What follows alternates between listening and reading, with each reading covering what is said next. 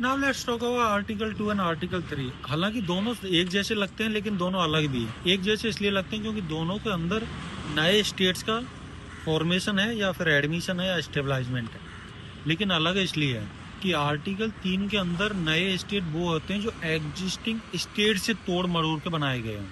मतलब एक जो स्टेट ऑलरेडी हैं या जो यूटीज ऑलरेडी हैं, या तो उनको स्टेट में कन्वर्ट कर दिया गया हो या फिर जो स्टेट पहले से उनकी बाउंड्री को अल्टर कर दिया गया हो और नया स्टेट बनाया हो। मतलब जो इंसाइड टेरिटरी इंडिया की उसी में से नया स्टेट बनाओ, वो आर्टिकल 3 के अंदर होता है। जबकि जो इंडिया की टेरिटरी नहीं है लेकिन फिर भी उसको इंडिया में इंटर किया गया है, इंक्लूड किया गया है, फिर उसको स्टेट बनाया है, वो आर्टिकल 2 का काम है। जैसे सिक्किम, उसको स्टेट आर्टिकल 2 के अंदर बनाया गया था क्योंकि सिक्किम इंडिया का पार्ट नहीं था 1975 से पहले। 1975 में उसको इंडिया में इंक्लूड हुआ, उसके बाद उसको स्टेट बनाया गया। लेकिन हाल ही में बना स्टेट 2014 में तेलंगाना, उसको आर्टिकल 3 के अंदर बनाया गया क्योंकि वो टेरिटरी ऑलरेडी इंडिया की थी।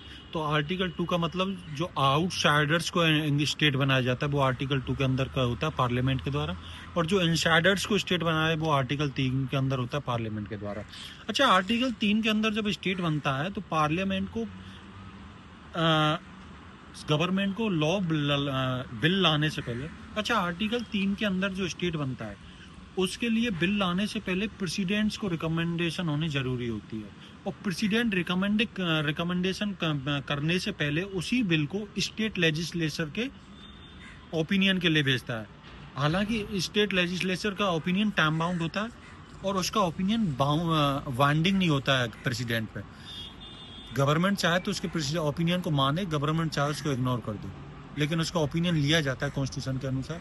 उसके बाद बिल पार्लियामेंट में जाता है और उसके नए दोनों आर्टिकल के अंदर इस नया स्टेट बनाने के लिए कॉन्स्टिट्यूशनल अमेंडमेंट की जरूरत नहीं होती है। ये आर्टिकल 368 के तहत नहीं बनते हैं।